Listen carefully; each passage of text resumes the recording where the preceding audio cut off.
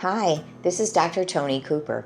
Just a reminder, this video is not a substitute for medication or counseling. If you enjoy the video, please consider subscribing to my channel. Here's a list of some of the other videos that you might want to view. You can find my books on Amazon, or you can visit my website to find out about scheduling a speaking engagement. Now here's today's video. So the video today is how to stay positive. And some of you may remember that last summer I did 2 videos with Vince Didato, and today he is my guest again. Vince is the founder of the Didato Counseling Agency. He is also an author and a public speaker. He's also a therapist, but most importantly, he's my brother. So I thought it might be interesting to talk about some of the things that we do ourselves. We do try to follow our own advice to stay positive. We're going to talk about some of the practical nuts and bolts of how to stay in a positive place. So, Vince, why is it important to stay positive for you? If I don't stay positive, I notice the way that I'm wired is I will tend to get depressed and lose my energy. So some people get anxious and wired. I tend to just kind of get really exhausted and not want to do anything and have a hard time getting motivated. So it is very important I stay positive for those reasons. Mm-hmm. I'm not much fun to be around, if I'm not positive. I think that's probably true of everybody. My clients, any of my clients who hear this won't be surprised, but those of you who hear my mellow videos might be surprised to know I can get kind of irritable and edgy. So it's important for me not to let that take over. I'm half Italian, and that Italian side is very strong. So I have to really watch it myself too. And I always say, not only whether or not you're pleasant to be around, but as a therapist, if you become cynical and hardened, goodness, what good are you to other people? People don't need help being cynical. So what are some of the things that you do, Vince, at this phase of your life that helps you stay in a positive frame of mind? It seems like I have to keep a balance. Because I'm a meditative sort of person, I really like quiet. I like quiet music. I like sitting down with the breeze. I do not like being warm. So I like to be places where it's cool, where there's a breeze, where there's music that is relatively, like I said, calming.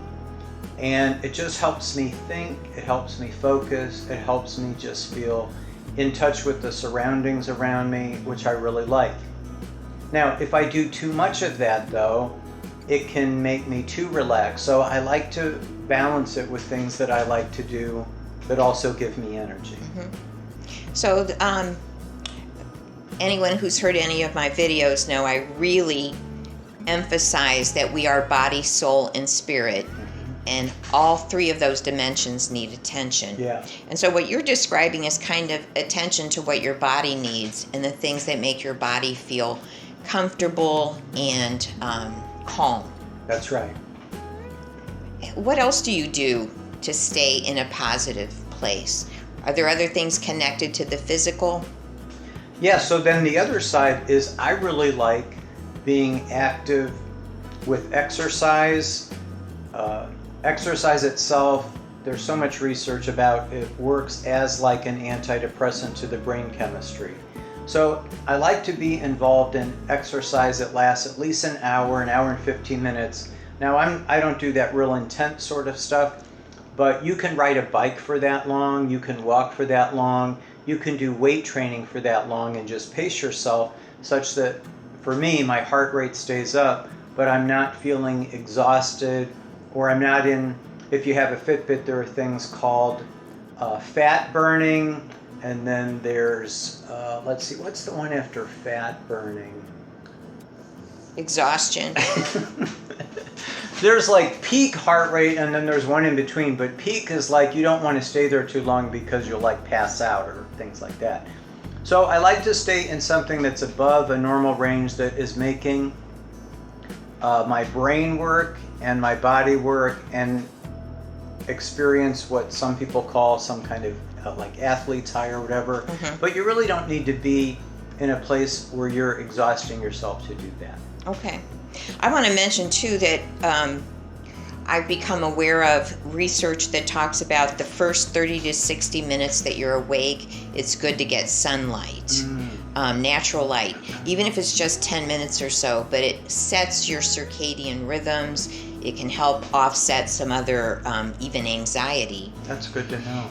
And also just it can help you sleep better that night. So those are some things I've become aware of that I'm trying to build in, getting outside early in the day and get some natural light. And this is the time of year where that's more possible. Yeah, for sure. What other kinds of things do you do relationally that helps you stay in a positive place? Over the course of years, I hope I feel like I've gotten better at just recognizing the people who I'm around who make me feel happy or who make me laugh or who I find interesting. So I try to make sure that most of the time I'm spending with people when I have free time are helping with that. I often in my head distinguish between, Tony, there are some people in our life who we would just consider ministry.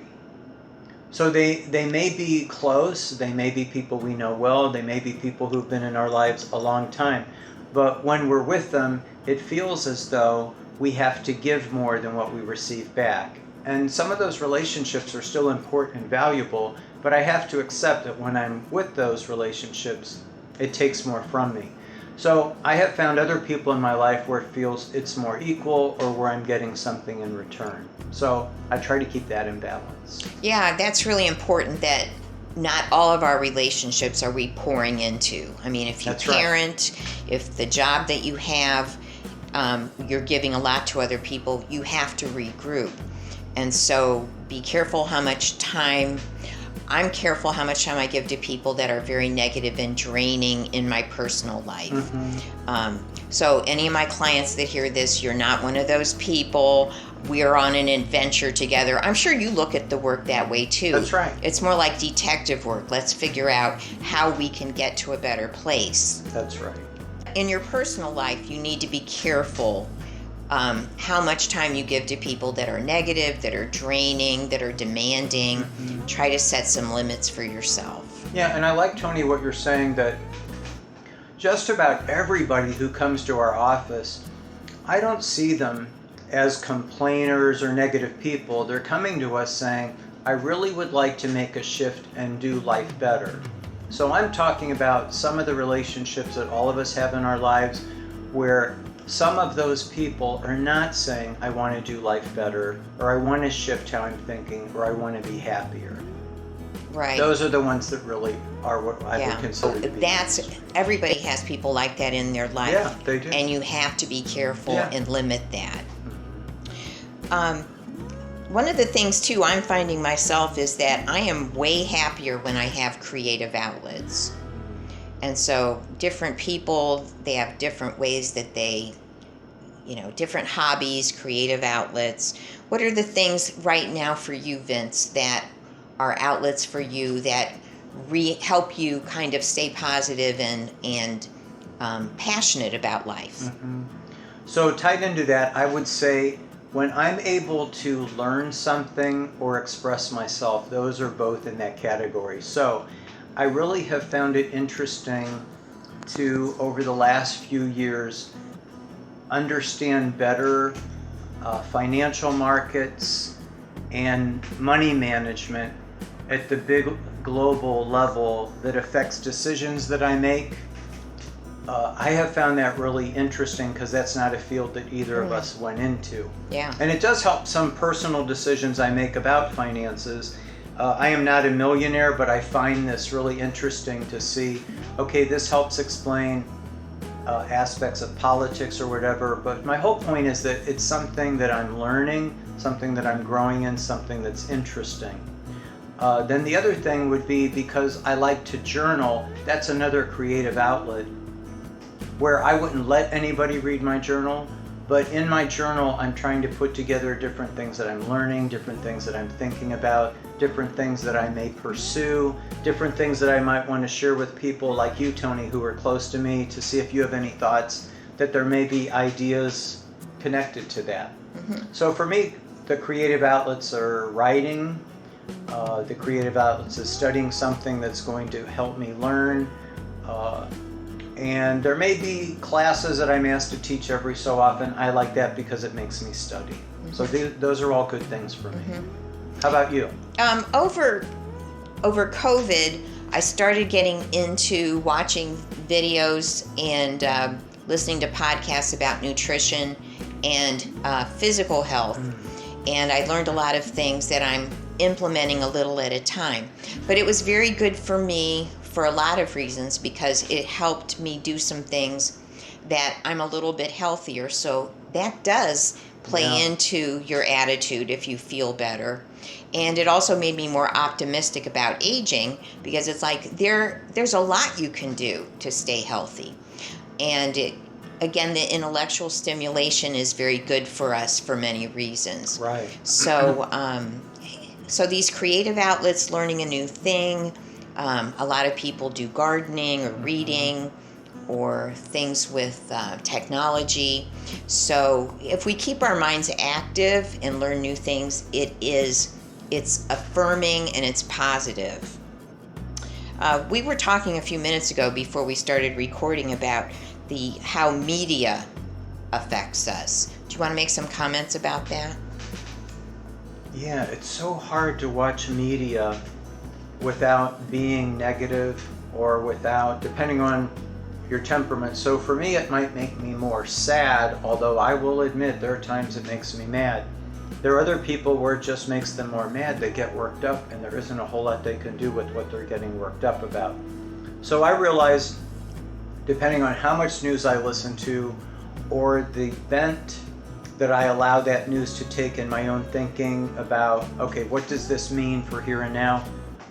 That's not good for me. So while I don't want to be ignorant and not know what's going on, I want to be real careful about how much I listen to and guard the spin that I'm hearing put on the news.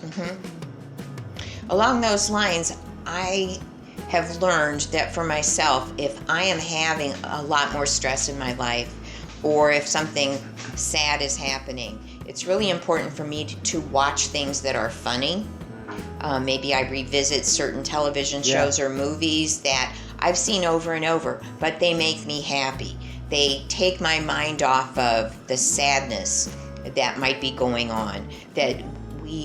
I need it, and I know other people do too, that sometimes we need some assistance. Go out and do something fun, be with someone who's fun, or watch something that's happy to kind of help us get perspective and not get stuck in a place that we have to go through, but we don't want to camp there and get stuck. So that's been important for me. Anything else you want to comment on that you do or that you you recommend frequently to people? I don't know if we've mentioned sleep yet. A lot of people don't get enough sleep. Oh yeah, that's definitely something that's important to me. So around 10 o'clock, Tony, our dad was a professional musician, so I joke with people that our house was up late. Yeah. Regularly, our dad worked 4 or 5 nights a week playing in restaurants for a number of years. And so it wasn't unusual to hear him come in. Then I worked at a restaurant when I was in high school, and so Friday and Saturday night I wouldn't get home till 12:30 or 1. So staying up late was something I got used to. So I am not a morning riser. I am not a 6 a.m., 7 a.m. person. And now that my kids aren't in school anymore, I'm thrilled. But at 10 o'clock, I will go in to read. So I cancel TV or all that stimulus so I can start quieting down. And I read things on purpose that are positive, that are uplifting. And that will probably last for an hour. A lot of times I'll have headphones in with quiet instrumental music also that matches that. That really helps me get to sleep. So generally 8 hours of sleep is what I'm looking for. I'm usually in the 7 to 8 hour range, and that's very important to me. Yeah, a lot of people don't recognize how much sleep affects our mood, our physical health, our emotional well-being. So making sure that we have enough sleep and that we're doing some things that are fun. Yeah. You had mentioned before we turned on the recorder that you make a recommendation about how to find things if you're not sure what you can do that would increase your enjoyment of life. You want to mention that? Yeah, you could Google the words pleasurable activities and you'll come up with lists that are hundreds of items long that some therapists have used. So if people are like, I don't know what to do, there's hundreds of things to just kind of help you stir up your brain to figure out, okay, oh, I hadn't thought of that before. Even sitting with a pet if you have one. That's very true. It's soothing, and usually pets like you. They like to see you. They like to be touched by you. So that's just something practical. So we've already spent quite a bit of time just talking about nuts and bolts of things anybody can do to stay in a more positive place. We've done lots of videos and lots of teaching on the spiritual ways that we can help ourselves be more positive. So we're not really going to go into that today. But maybe, Vince, you could close in a prayer for us about just helping us choose to be more positive and allowing God to help us. Okay. Jesus, one of the things you said was you came to bring life in abundance. And abundance, part of that would be enjoying life. It would be being healthy, doing things that we enjoy, doing things that help us feel like we're purposeful and moving forward as people. So whether these are basic choices that directly affect our health, or choices that affect our mind or our relationships or our gifts and talents and ability, would you help us in making those choices that keep us positive, that keep us looking forward, that especially with COVID behind us and this variant not knowing what it is, that we not go back into old ways of things or old ways of thinking that steal our joy, but that you help us find pleasure because you came to bring us life in abundance. Amen. Amen. If you liked this video, you can check out my other videos on YouTube. You can find my brand new workbook on Amazon, along with the other 3 books that I've published. Or you can visit my website to schedule a speaking engagement. Thanks for listening.